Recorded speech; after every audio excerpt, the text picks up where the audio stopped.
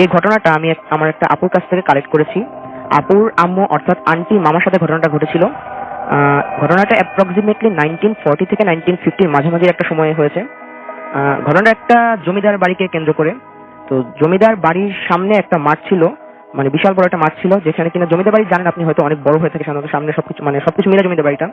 তো সামনে যে মাঠটা ছিল ওই মাঠটাতে মানে ওই এলাকার যে মানুষজন তারা তাদের গরু ছাগল এগুলো মানে চড়াতে ঘাস খাওয়াতে নিয়ে আসতো, সকালবেলা সন্ধ্যার দিকে নিয়ে যেত, সবকিছু স্বাভাবিকই ছিল।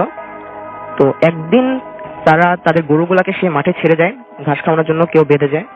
তো তারা যখন মানে রেগুলারলি মানে যেমন তারা নিয়ে যায় সেরকম সন্ধ্যাবেলা তারা আসে গরুগুলাকে নিয়ে যেতে। তো তারা যখন গরুগুলাকে নিতে আসে তারা এসে মানে অস্বাভাবিক একটা ঘটনা দেখে, সবগুলা গরু মরে পড়ে আছে। তো তারা তো জিনিস মানে তারা শকড হয়ে যায়, সবগুলা গরু একসাথে কিভাবে মরে যায়। তো তারা একটু কাছে যায় মানে গরুগুলাকে দেখতে, কাছে গিয়ে তো তারা আরো শকড। গরুগুলা মরেছে ঠিক আছে, বাট তাদের ঘাড়গুলা পুরো উল্টা দিয়ে ঘোরানো ছিল, প্রত্যেকটা গরুর ঘাড় উল্টা দিয়ে ঘোরানো, মনে হয় তাদেরকে কেউ ঘাড় মোটকে মেরেছে এরকম একটা। কিন্তু তাদের মাথায় তখনও প্যারানর্মাল কিছু মানে চিন্তা ভাবনা আসে নাই, কারণ যেহেতু তারা জমিদার বাড়ির মানে অংশ, তারা মনে করতে পারে যে সেই জমিদারের সাথে কিন্তু অনেক মানে এলাকার অনেকের অনেক শত্রুতা থাকতেই পারে, মানে তাদের মধ্যে হয়তো কেউ পড়েছে, বাট তারা জিনিসটা প্যারানর্মাল কোনো কিছু মনে করেনি তখনও। তো এভাবে চলতে থাকে। তো মাঝখানে কিছুদিন প্রবলেম হয় না, তারপরে কিছুদিন পরে আবার ঠিক সেম ঘটনা হয়। তারা সকালবেলা গরুগুলা রেখে যায়, সন্ধ্যাবেলা এসে দেখে ঠিক আগের কয়েকদিনের আগের মতো গরুগুলা ঘাট ঠিক পিছনের দিকে ঘুরে গরুগুলা স্ট্রেট সবগুলা গরু মরে পড়ে আছে। তারা জিনিসটা এবার একটু উইয়ার্ড লাগে তাদের কাছে, বাট তবু তারা ঠিক আগে যেভাবে চিন্তা ভাবনা করেছিল এবারও ঠিক সেভাবে চিন্তা ভাবনা করে। কিন্তু এখন দেখা যায় জিনিসটা কন্টিনিউসলি চলতে আসছে, মানে চলছে, যারা গরু রেখে যাচ্ছে সবার গরুই সন্ধ্যাবেলা এসে দেখে ঘাড় পিছনে দিয়ে একদম পুরো ঘাড় উল্টা দিয়ে ঘোরানো, গরুগুলা মরে পড়ে আছে। তো তারা এবার জিনিসটা মানে সিরিয়াসলি নেয়, তারা মনে করে না এটা কোনো মানুষের পক্ষে সম্ভব না, প্রতিদিন এতগুলো গরুকে ঘাড় পিছনে দিয়ে ঘুরিয়ে মারা মানে কোনোভাবে পসিবল না। তো তারা এবার মানে যেহেতু জমিদার মানুষ, তারা অনেকের ওনার চেনা জানা আছেন, তো একটা হুজুরের শরণাপন্ন হয়, হুজুরকে সবকিছু খুলে বলা হয়। তো হুজুর বলে যে আচ্ছা ঠিক আছে আমি দেখছি জিনিসটা। তো একদিন হুজুরকে মানে হুজুরের প্রসিজার করার জন্য যেসব ইনস্ট্রুমেন্ট দরকার সব নিয়ে হুজুর আসে। হুজুর আসে ঠিকই, বাট হুজুর যখন সেই জমিদার বাড়ির সীমানাটা ক্রস করে, হুজুর মানে সীমানাটা ক্রস করে হুজুর দাঁড়িয়ে যায়। হুজুর দাঁড়িয়ে ওখানে বলে দেয় না এটা আমার পক্ষে সম্ভব না, মানে এটা আমার পক্ষে কোনোভাবেই পসিবল না, জিনিসটা প্রচুর হার্মফুল, আমি এটা কিচ্ছু করতে পারবো না। আমি আপনাদেরকে জাস্ট একটা হেল্প করতে পারি, আমি আপনাদেরকে আরেকটা হুজুরের নাম বলতে পারি, আপনারা চাইলে ওনার কাছে সাহায্য চেয়ে দেখতে পারেন। পরে যেহেতু উনি ফেল্ড, তো ওনারা ওই যে হুজুরের নাম বলা হয়েছে মানে তার শরণাপন্ন হন, মানে বলে যে আমরা এই হুজুরের রেফারেন্স নিয়ে আপনার কাছে এসেছি, ঘটনাটা খুলে বলে। আর আগের হুজুরের যে কাহিনী সেটাও বলে যে হুজুর যেভাবে না করেছে, বাট এই হুজুর বললো উনি ট্রাই করে দেখতে পারে জিনিসটা। তারপর এই হুজুর আসলো, আসার পর উনি যখন জমিদার বাড়িতে ঢুকলো, উনি তখন ওই জমিদার বাড়ির মানুষজনকে বললো আচ্ছা আপনারা এখানে থাকেন, আপনারা মানে কেউ বাড়ির দিকে আসবেন না, আমি একটু বাড়িটা নিজে ঘুরে দেখতে চাই। তো উনি গেল, পুরো বাড়িটা ঘুরে দেখলো, বাড়ি মাঠটার আশপাশে সবকিছু ঘুরে দেখলো, মানে অনেকটা ইনভেস্টিগেট টাইপের করে দেখলো। এসে তারপর উনি একটা কথা বললো যে আমি জিনিসটা তাড়ানোর মানে জিনিসটা যেটা আছে সেটা আমি সলভ করার চেষ্টা করতে পারি, বাট আপনাদেরকে একটা কাজ করতে হবে, আপনাদের ফুল ফ্যামিলি সহ এই জমিদার বাড়ির মানে যে এরিয়াটা ওই এরিয়ার বাইরে কোথাও গিয়ে শিফট করতে হবে কিছুদিনের জন্য, কারণ জিনিসটা এত হার্মফুল, আমি যদি এটা সলভ করতে চাই আপনাদের প্রচুর মানে মারাত্মক কোনো একটা ক্ষতি হয়ে যেতে পারে। তো আপনাদের মানে আমি সাজেস্ট করবো যে আপনারা এই জায়গাটা ছেড়ে চলে যান। পরে আচ্ছা হুজুরের কথা মানা হলো। তো তারা ওই জমিদার বাড়িটা ছেড়ে আরেকটা জায়গায় গিয়ে উঠলো কিছুদিনের জন্য ওদের এক আত্মীয় বাসায়। তো তার পরের দিন সকালবেলা তারা দেখতে পেল তাদের বাড়ির সামনে ওই হুজুর সেন্সলেস অবস্থায় পড়ে আছে, যে হুজুরকে তারা নিয়ে এসেছিল সলভের জন্য। এন্ড হুজুরের অবস্থা প্রচুর খারাপ, মানে হুজুরের লাইক মানে অনেক মারধর করা হলে যেরকম একটা অবস্থা হয় মানুষের সেরকম। তো হুজুরের সেন্স ফিরানো হয়, হুজুরের সেন্স ফিরানোর পর হুজুর একটা কথা বলে, হ্যাঁ এটা আমি সলভ করতে পেরেছি, but I am not sure যে এটা কি আবার ব্যাক হবে কিনা, বাট আমি টেম্পোরারি এটা সলিউশন দিয়ে দিয়েছি।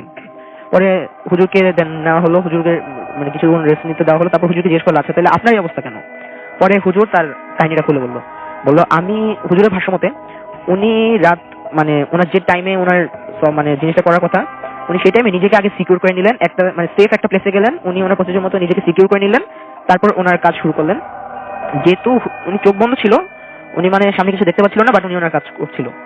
কিছুক্ষণ পর হুজুর মানে খেয়াল করলো যে ওনার কাছে মনে হচ্ছে যে উনি কোনো একটা ফ্ল্যাট একটা সার্ফেসে শুয়ে আছেন, কোনো প্লেন একটা সার্ফেসে, আর ওনার বুকের উপর প্রচুর প্রেসার অনুভব হচ্ছে, মানে কেউ চাপ দিয়ে বসে থাকলে যেরকম ওরকম লাগে।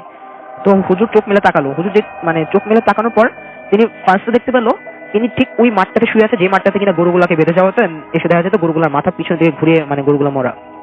তিনি ঠিক ওই মাঠটাতে শুয়ে আছেন। তিনি যখন তার স্ট্রেট তাকালো মানে আকাশের দিকে, মানে ওনার বুকের উপরে যে কি হচ্ছে ওটা দেখার জন্য, তিনি লিটারালি শক, মানে উনি যেটা দেখলেন সেটা যদি কোনো সফটওয়্যারের মানুষ দেখতো মানে হয়তো খুব মারাত্মক সেটা হয়ে যেতে পারতো। উনি দেখলেন ঠিক ওনার বুকের উপর মানে 1940 থেকে 1950 ওই এরিয়া, ওই টাইমটাতে মানুষ বিয়ের সময়, মেয়েরা বিয়ের সময় যেসব ড্রেস আপ থাকতো, মানে শাড়িটাই, মানে ওরকম একটা মহিলা লাল শাড়ি পরা, মানে ওরকম গেটআপ, বিয়ের গেটআপ।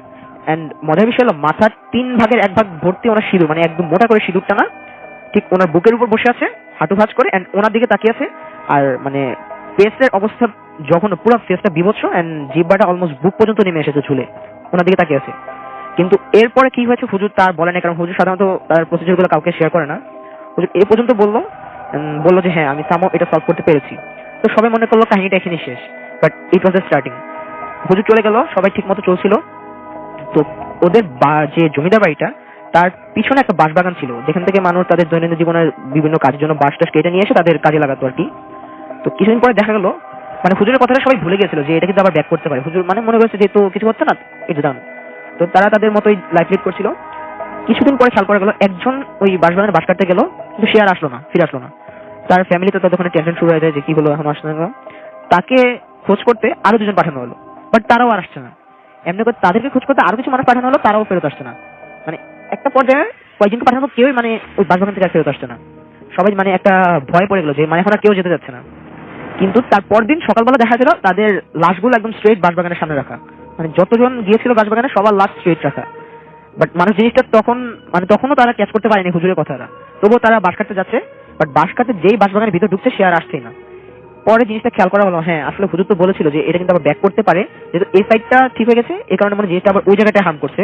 এরকম করে অনেক মানুষ মারা যায়। পরে একটা টাইমে কেউ আর ওই বাঁশবাগানে যেতে চায় না বাঁশ কাটতে।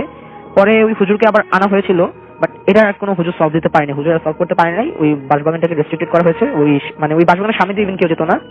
পরে মানে তারপরে আমি আর সেরকম কিছু জানতে পাইনি, বাট যতটুকু জানি যে সময় যেতে যেতে ওই জায়গাটা সামো ক্লিন করে ফেলা হয়েছে, এখন ওই জমিদার বাড়িটাও নেই আর বাঁশবাগানটাও নেই।